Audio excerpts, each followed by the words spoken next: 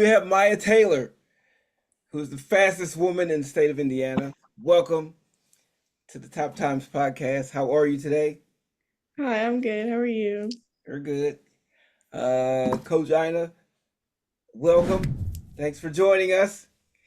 For having me, Coach. We're excited to be a part of this. Well, good, good. Well, Maya, we'll let you go ahead and run down a little bit of your accomplishments so people have an idea of who they're really talking with today. Okay. Well, hi, my name is Maya Taylor. I went to Fi- Fishers High School. I graduated this year, 2024, and I also run track. I was a 100-meter county sectional, regional, and state champ, and I was the first girl at my school to win a state championship. Whew. That's a lot. That's a lot. How does it feel being a person who's made history here? It feels good. I don't know. I just feel really accomplished, like especially when younger people go and they run like at my school, they're gonna remember like, oh, she was one of the fastest I ever ran here. So That's awesome. Has it really hit you yet that you are a state champ? Because that is a real big deal. I mean, yeah, it has. Really it didn't hit me until like the day after, but it felt really good and I was just really happy. And we saw the excitement because we we were there. We saw you on the podium pumping fists and everything else, but people don't know you're a very quiet person. At least Mhm. at least it appears that way. And to see you pumping your fist on the podium was something exciting to see. It was like, Mhm. oh, look at her. So with this journey with track and field, where did you, I guess, when did you first get started? How did you get into it? Well, I played soccer before I started running track. And then I started running track when I was about 6 or 7.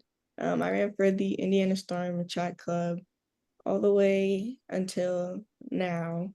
So I've been on the team for a long time. And, I really fell in love with it. And, it's something that I really like to do. Okay. So you talked about being a state champ in 100 meters. Were there any other events you did growing up, being on the Indiana Storm, and kind of what ended up being your sweet spot? Why the 100 meters, or what are some share with us some other events that you did when you first started running? When I first started running, I did the 100, 200, and the 400. But after a few years, I didn't really enjoy the 400 as much as the other events. I like the 200 as well, but as I started running more, I felt like I was just best at the 100. Most people who run the 100 though, they have like it's like something they either have a great start or they have something about their race that is like shows up. That's what makes them a good 100-meter runner. So as far as your race goes, what would you say is like your strong point when it comes to you being the best in the 100? I would say my top end speed is really what carries me through the race. I don't have like the best start, but when I get into it and I get to my top speed, then that's when I'm, you know, good. What kept you going for so long? I mean, you've been running since you were 6 years old, and you talked about how you fell in love with it. But what's kept you going, even through which I'm sure maybe at times you've experienced adversity. So tell us about what's been your motivation. So, as I said, I started running track about like when I was 6, and like I was pretty good at it, but me personally, I just wanted to get better. So as I started getting better, I started to gain a lot more confidence, and that's really what pushed me through, really. And I just started to get better, and that made me just want to keep doing it. So was there any like I know pushing through and since you started getting better, was there anybody in particular that you may have looked up to that kind of kept you going or kept you motivated? Really, my coaches were the ones that were keeping me motivated. When I started, there was a lot of older people on the team that I really looked up to. So I would just go, based off them. And my coaches were always there for me, and they're the one that gave me the confidence really to do it. So yeah, really I looked up to my coaches during that time, and also my coaches throughout my later ends of high school. They really pushed me and really gave me confidence too. Just one quick follow up. I'm okay with you giving shouts out to people. So you can Yeah. go ahead and shout out your coaches. You can shout out your high school coach. Shout out if you want to shout out your club coaches. That's fine. I'm okay with you shouting out your people, showing them a little bit of love. It's okay. Okay. Well, yeah, I want to shout out all my Storm coaches, Coach Mike, Coach John, Coach Ina, everybody. And my school coaches, Coach Ellums, everybody, and my chiropractor, of course. He really helped me um through my injuries. And yeah, Dr. Ware. That would be me. That's great. So Maya, you have some, which I'm sure some memorable moments that you'll never forget while competing. Why don't you share one that kind of stands out to you that is like, that's one that I remember the weather, the crowd, how I felt that day, what I ate. What's your most memorable moment in track and field? Okay.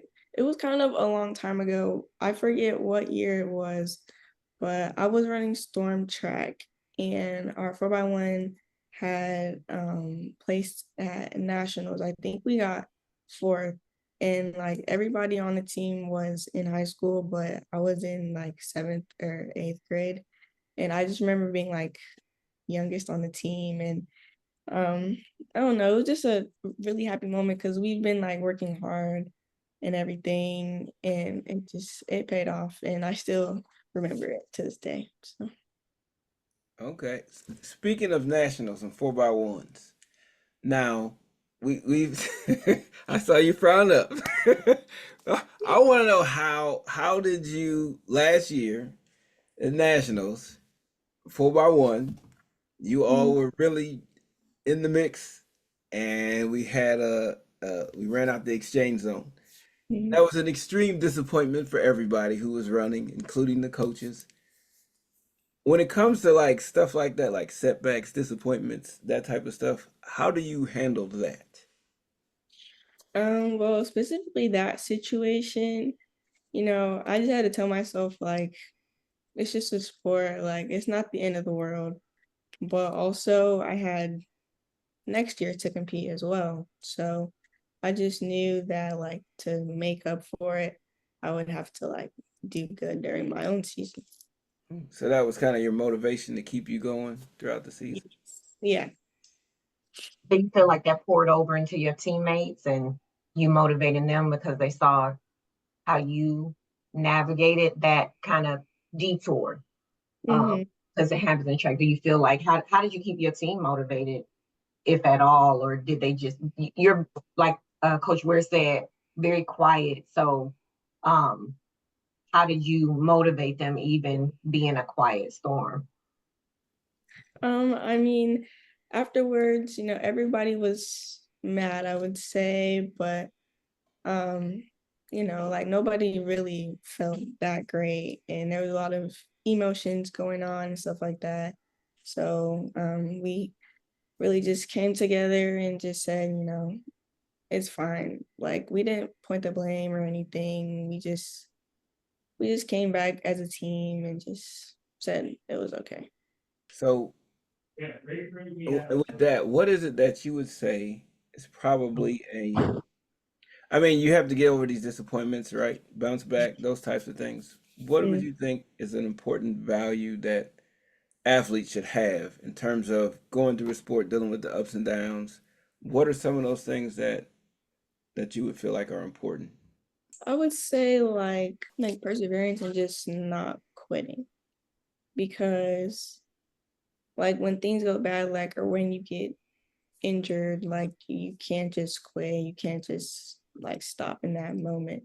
Like you have to think about the bigger picture and think about the goals that you have for yourself and be able to, push through all the adversity and be able to get to your end goal.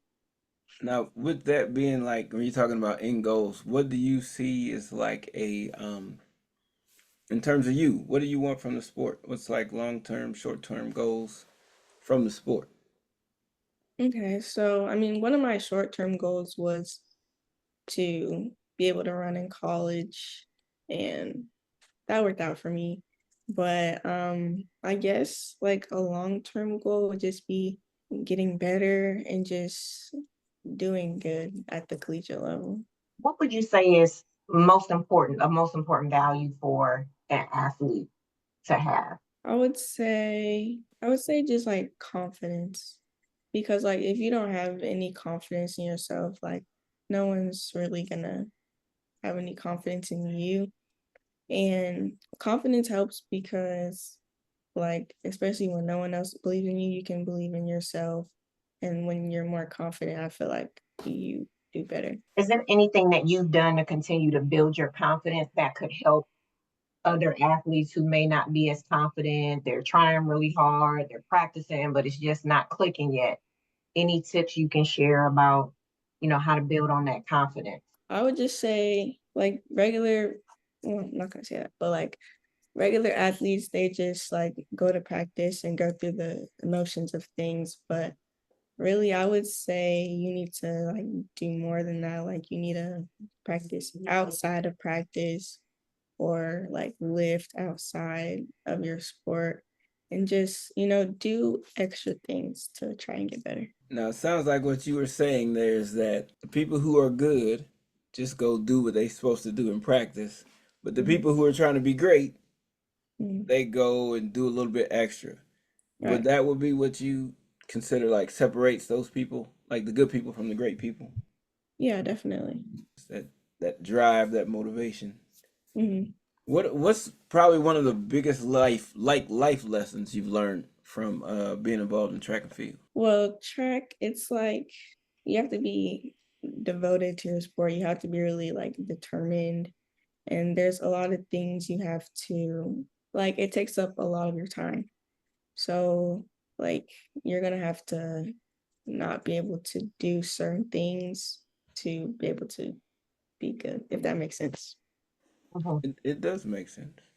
Yeah. So balancing being an athlete as well as a student, how has that worked for you? Like, do you have any special tips or tricks? Get your homework done early in the morning so you be good to go for practice in the afternoon. Don't stay up on social media, TikTok. What? How do you balance being an Mhm. amazing athlete as well as academically sound? Okay, well, really, me, I've been doing this for like a really, really long time. So I kind of like know, like, as you said, like not to stay up late, especially like the day before a meet or, like since we're at school and stuff, like make sure to eat right and still drink a lot of water and just, I mean, and then like with the school part, I would just say like study more than you think you have to because sometimes practice will run late or you won't get home from a meet until late. So I would just say like study a lot and just know your schedule. Now you mentioned that what you would do is like don't stay up late the night before. Mhm. So what other like pre-meet routines are you involved with? Like what do you do for pre-meets? Is it always, don't stay up real late? Is it eating a special meal at lunch or a special meal at dinner the night before or breakfast or how Mhm. what's your pregame like? Okay, so if I have a meet early in the morning, then I wake up at a pretty good time so that I can eat breakfast. Usually I eat like oatmeal or something like that, and then I'm good. And then other meets, usually I kind of have to like take a nap before the meet, so I'll be good. And then I eat the same thing every time so that I don't know, I just do it. It's weird. And usually I like people say like you have to be logged in but I feel like if I'm locked in, it makes me more nervous. So usually I'm more like talkative. I know that's hard to believe, but Very. usually um, I'm more talkative and usually like it gets me like more excited. So share with us what's your favorite meal? You mentioned you eat the same thing. So is that like you know it's gonna be a good day? What's that meal? Well, I don't really know how to cook like that, so usually I eat a chicken quesadilla and I do good. Okay. Okay. So you're gonna carry that on into college. Yes. Gotta have that quesadilla. Mhm.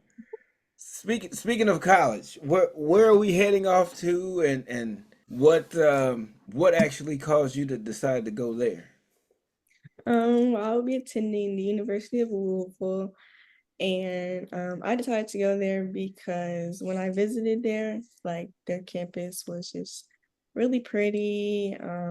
I could see myself staying there for the next 4 years, and I got a lot of money for going there. So How are your teammates? Did you meet your teammates or future teammates? yeah, so I met a few of my teammates. I met like 5 of them. They're all really nice, they all seem like they wanted me to come. They're all really like inviting, and you can just tell that like the friendships that they made like with the team is just really good. And so right when we started, we were talking about like how you feel about getting ready to go off to college. And so you shared with us kind of what you're excited about, your teammates. You are rooming with one of your teammates.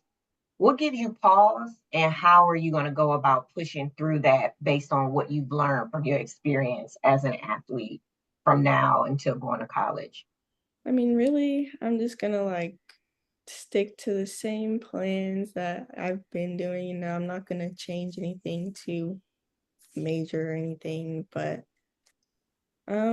really, I've been praying about it, and um, I just think everything will be cool if I, you know, do what I'm do what I'm supposed to be doing while I'm there. Well, I know you don't want to. You may not think you're going to change. However, my first day of college track practice, I thought the warm up was the workout. There, I was like, "Oh, wait a minute, we not done." Oh no, that's just the warm up. So it's a different life altogether. Even though most of my time was spent with football, when I came to track, I was like, "Oh, this is a different world, very Yeah, different from high school." yeah. So, I mean, it'll be a good change for you. I think, I think you have the personality and the perseverance to make it through, to continue on, and yeah, and you have a chiropractor whenever you come home. You know that part. Yes. Maya, what would you tell younger athletes? You're clearly leaving your mark with your high school. You've made history. What would you tell even some of the freshmen, the sophomores at your high school, or even younger kids from club from Indiana Storm? Mhm. I would just say that it's not going to be easy. Like, you're going to have to put the work in, you're going to have to put the time in, and like, if you get set back, like, that's fine because you have to do what you need to do to like bounce back from that. Like me, I was injured like my first 2 years of high school, and it put me really down, but I knew what I wanted to accomplish, so I worked hard and did everything that I could do to come out on top. Mhm. Were there certain people that you surrounded yourself with during that time to kind of keep you focused on what you wanted to achieve? And was there anybody you kind of had to let go, uh, knowing what it was that you wanted to achieve? hmm Well, really the people that I stayed with, my teammates that I was like really good friends with, and also my family, they helped me through it. Like they know how I am. So they were just like encouraging me, giving me pep talks, anything that they could do to like to help me stay on track. Nothing like support. Hmm. Yeah. So speaking of parents, what like how have they been with you throughout this journey? I mean, I know you said they were supportive, but how were they when it was you were injured and those 2 years, your first 2 years of high school, and then still toting you around the club practice and all the other stuff? How have they been throughout this entire journey, track and field? Um, they've been, like really supportive, like especially when I did um storm track for years. They took me to practice, picked me up from practice. So they really saw like how good I can be, and I feel like that really like helped them motivate me as well. But then for the years that I was hurt, especially my mom, like I would have to go to PT and stuff like that. And sometimes I didn't really like feel like doing it. She would like get on me and like tell me like I need to do my stuff so that when I'm not injured anymore, I can do good. Now, was she on you about what you ate though? Was she like no donuts during downtime? Yeah, definitely she would always be the one to like tell me I needed to eat right, especially like days before meets. Like yeah, she would just tell me like the stuff I needed to eat, like telling me I needed to drink more water throughout the day, things like that. Do you have a food that no one would expect Maya to be eating as an amazing athlete? Mm. Well, it's like something I really like is McDonald's. Like, Okay. like I know that's terrible for athletes, but I really like their chicken nuggets. So All right, I'll let that one. I want to let it go, but that's not even real chicken. but it's good. Yes, It's I gotta supposed be to be. It's happy. flavored that way. Uh, that's all right. I'll let you have that one. Coach, you have anything else? No, not at this time that I can think of. I'm trying to think of because like we know Maya I so know. well. Some other things that people would want to know about her. I want to know, how do you celebrate? Like, how did you celebrate your big win? Like, what did you do afterwards? Was that I'm going to the movies? Was that I'm eating pizza and eating ice cream and And drinking soda? McDonald's. No, or I don't even want to say that name. Uh, I mean, after stay, I was really tired, so I really just wanted to go home, and I had graduation the next day. oh But wow. we did stop by McDonald's before we got home. Mhm. That's the least that the parentals could do. That's the least. Yeah. Okay. Yeah. However you needed to celebrate. Okay. I'll let you pass on that one. Oh, I do I, have some, we talk about life skills and how being an athlete can really help you with life skills. So how do you feel like as an athlete, how that's going to transfer to your overall career goals and just how you navigate the world? With track, like you have to have a lot of determination, like I said earlier. And I feel like that would carry on to like the real world as well. Because like when you like start off and get your job, like you might not be like where you want to be.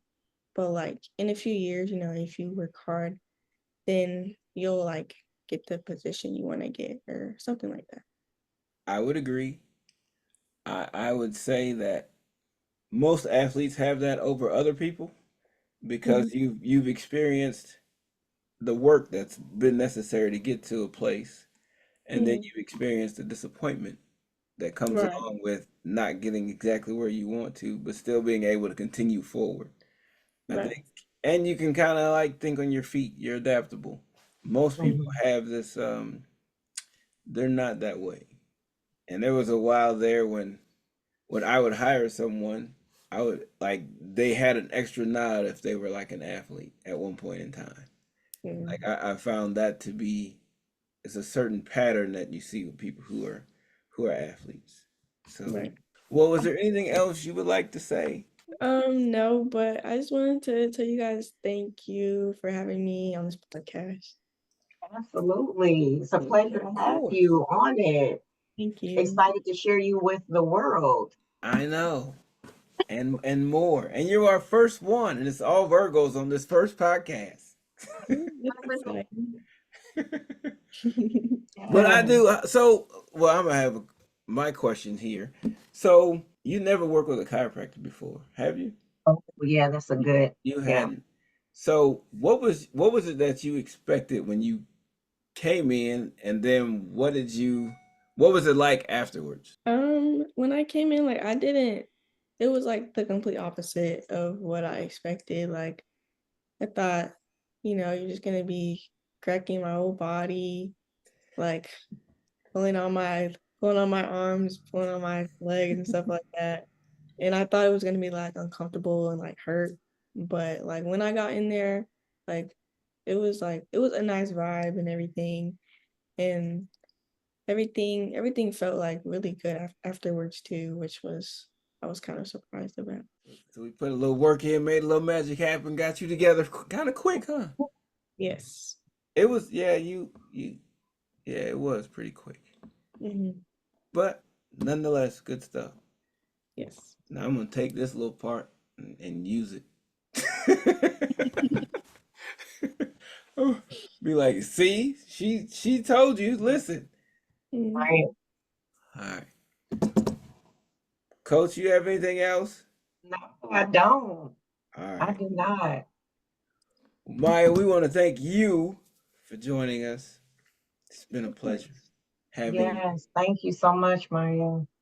Thank you for having me. Yeah. Yes, absolutely.